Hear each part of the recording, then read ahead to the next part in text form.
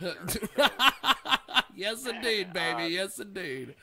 yeah, the premise of God Reconsidered is that orthodoxy, both in the secular world and the religious world, are decades behind the evidence and behind the most progressive thinking. And Okay. there's a famous book by Thomas Kuhn called The Structure of Scientific Revolutions. And it says, listen, let's face it, it's the 5% in academia who determine what is allowed to be taught and what is heresy. The majority of professors, doctors, whatever the field is, they're open-minded. They could go either way. But you get like these fanatics who are in charge of the medical board, and they think acupuncture is a superstition, so they're going to put any doctor who practices it in jail. And that's a similar thing in every single field. So on the subject of religion, you have, I'm right in the middle of writing about Galileo and his famous trial for heresy and so forth, but it wasn't simply a problem of the Catholic Church. Most philosophers, secular philosophers, Protestant philosophers, believed Aristotle was right in his description of the world, and it took another 100 years after Galileo got into trouble for people to say, gee, maybe we really ought to re-examine that evidence. So that's my way of setting up the premise of the book, which is what happens if you look at the most interesting, most serious questions about why we're here on Earth, what is the evidence, what is the right philosophy to live by, and you did it thoroughly, relentlessly, with an open mind, where would it lead you? And that's kind of the premise for the book. And if people want to read a sample chapter of God Reconsidered, there's one posted at godreconsidered.com, so nobody buys the book without realizing what they would get into.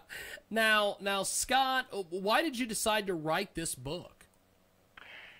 This is really an outgrowth of a 30-year effort to answer some questions that I had about why is it that you can get so many informed, intelligent people who completely disagree on the nature of reality at the most fundamental aspect.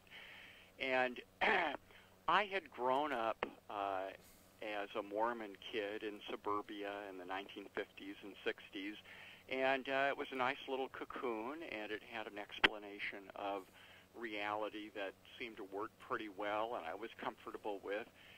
And but as I got wider exposure to the world and the ideas were challenged, I didn't find all the answers I wanted. But at the same time, I found the alternative theories to be just as ignorant. And by the time I got into the late 1980s, I found a dramatic conflict. On the one hand, I had delved into the supernatural. I had written some things in that field. I'd interviewed some famous psychics and stuff like that.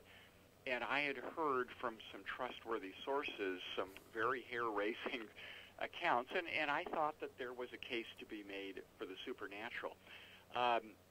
So that kind of doomed any likelihood that I would embrace militant skepticism. Now, the problem with modern atheism is that it's very confused. It thinks that because you can't prove God's existence, which you can't in terms of persuading somebody on the other side, that means there must not be any kind of paranormal dimension. And the two have nothing to do with each other. I mean, the best example is Sigmund Freud. He was famously an outspoken atheist, but he recounted many experiences with ESP, reading the minds of his patients, and he just accepted that as a natural phenomenon. Well, he would be excommunicated out of all these atheist groups today for admitting maybe the world is a little bit more mysterious than he thought. So on the one hand, I wasn't going to become an atheist. On the other, I started a 20-year search for better philosophy, and I looked into, and I literally traveled the world from Tokyo and the Zen centers to Sarnath in India, where the Buddha gave his first sermon, and I talked to ordinary believers and religious scholars, and I went to Esalen Institute and talked to one of the founders there, and I read books on every conceivable religion, and I found them wanting. And at the end of the day, I could not come up, I couldn't find a philosophy that could explain reality, accepting some kind of supernatural dimension that we don't fully understand, and at the same time provide some meaningful life. And eventually I found something, but that was the genesis of the book, and I actually was not planning to write this at all. The only reason I wrote this is because my first book, which you've read, called Extraordinary People, which is a business book, got rejected by all the first, 100 publishers. So I thought, well, really? If that's not going to work, I got plenty of time on my hands, and I may as well write that stupid little religious book and kind of see how it works out. So I was writing it, and just as I finished it, a publisher came along, agreed to publish Extraordinary People, and now they're the publisher of this religion book, God Reconsidered. Amazing, amazing stuff. Scott Smith with us today. You hear him on our Thursday edition of the world-famous Jiggy Jaguar radio program. And this book, God Reconsidered, is a fantastic read. What's been some of the different reviews and different advanced reviews you've gotten on the book so far? Well, I'll tell you, as you would kind of expect, the reactions are extreme. I have posted on my website an hour-long interview, and if you go to that website, you'll see that, I got mostly likes, but also some thumbs down. I think at the outer limits, on the one hand, there are some atheists who are absolutely infuriated that I'm challenging their dogma. And in my experience, the true believers in militant atheism are no more open-minded than the most fundamentalist Baptist in the backwoods of Alabama. I mean, these people they're irrational in their defense of rationality. I mean, you can't carry on a reasonable conversation. Actually, the best book that's out on this, it's kind of funny, everybody knows Michael Crichton as a science fiction author. Well, during a troubled period of his life, he decided to he had graduated from Harvard Medical School, and he traveled the world he was going through a divorce, and he just wanted to see the world and do something different, get his mind on other things. Well, he had some very, very strange experiences while he was traveling the world, and he came back, and he started writing a book about it, and because he was a well-known science fiction novelist, he was invited to speak to the Skeptics Society in Pasadena, and kind of what he had learned. And they got wind of what he was going to talk about, which is, hey, reality is not quite the neat little packet we think it is when we graduate from Harvard, and here are some things that didn't fit that reality. Well, they withdrew the invitation. So Crichton got his revenge. We might not have ever heard of this because he puts an appendix